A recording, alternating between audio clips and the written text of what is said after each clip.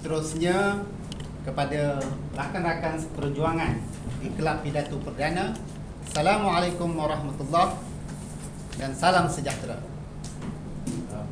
Bersempena dengan kehangatan bahang pilihan raya yang semua orang dapat rasakan sekarang ini, izinkan saya memberi satu ucapan yang bertajuk kita semua perlu jadi pemerhati. Jika semua yang ada di sini peka dengan situasi politik di negara kita, tentu kita pernah dengar satu perkataan yang cukup popular, bersih. Kita telah menyaksikan bersih 1.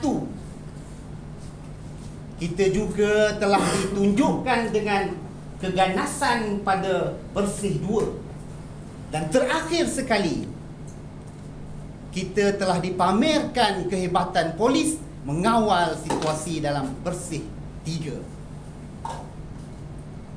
Apakah bersih? Ramai yang mempunyai persepsi yang berbeza, cuba menghubungkan bersih dengan sesuatu. Ada yang berkata bersih dihubungkaitkan dengan keganasan. Ada yang berkata bersih merupakan aktiviti buat kacau. Saya mempunyai pendirian bahawa bersih merupakan sesuatu yang penting. Saya mengaitkan bersih dengan wujudnya segolongan penduduk di negara kita yang menuduh bahawa sistem pilihan raya di negara kita adalah tidak bersih. Golongan ini menuduh SPR, Suruhanjaya Pilihan Raya, sebagai badan yang tidak telus melaksanakan tanggungjawab mereka. Tuan-tuan dan puan-puan, tuduhan ini kita tidak boleh melihat dengan ringan. Ia merupakan satu tuduhan yang cukup berat. Kerana apa? Kerana ia melibatkan amalan yang kita guna pakai selama ini untuk melantik pemimpin-pemimpin di negara kita.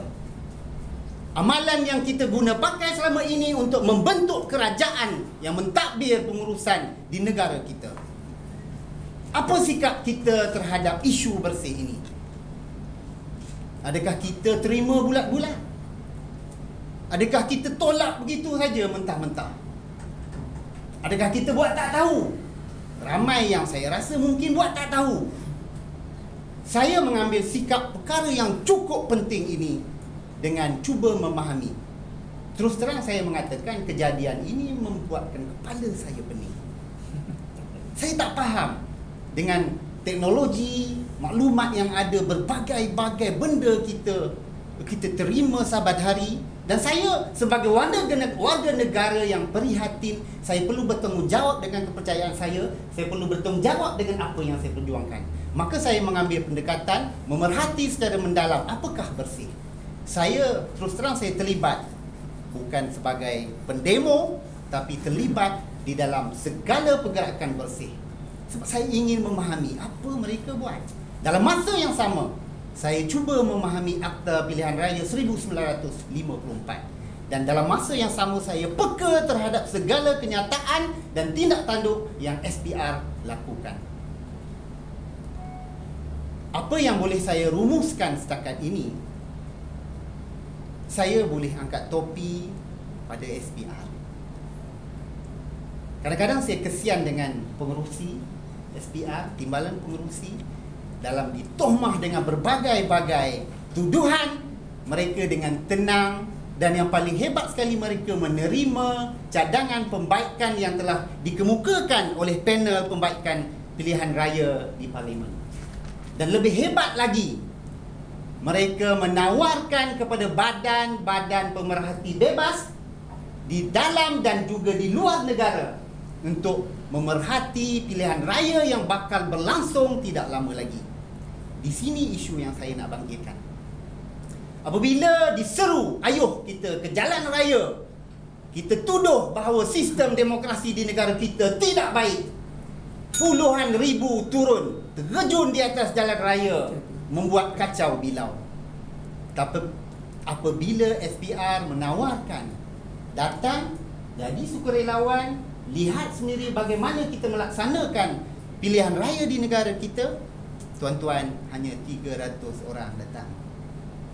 Bayangkan kita ada lebih daripada 8,000 saluran pengundian di seluruh negara berjalan secara serentak untuk menjadi pemerhati, untuk mengawal, untuk melihat perjalanan di seluruh 8,000 tempat itu.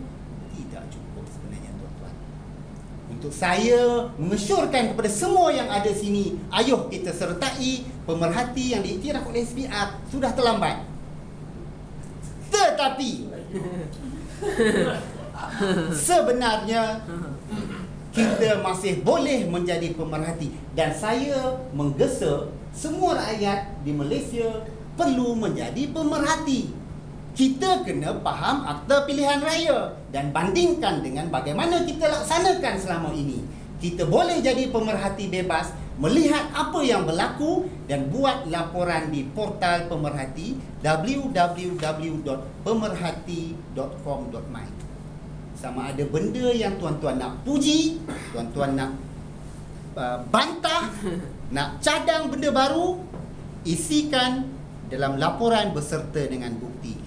Jadilah warga negara yang prihatin, kerana kita perlu membaiki sistem demokrasi di negara kita dan memberi kepercayaan kepada semua penduduk di negara kita untuk percaya dengan sistem yang kita amalkan.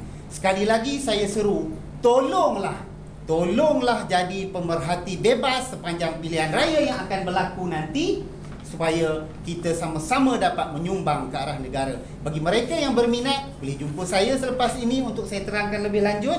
Dan dengan itu saya sudahi dengan wabillahi taufiq wal hidayah. Assalamualaikum warahmatullahi taala wabarakatuh. Terima kasih.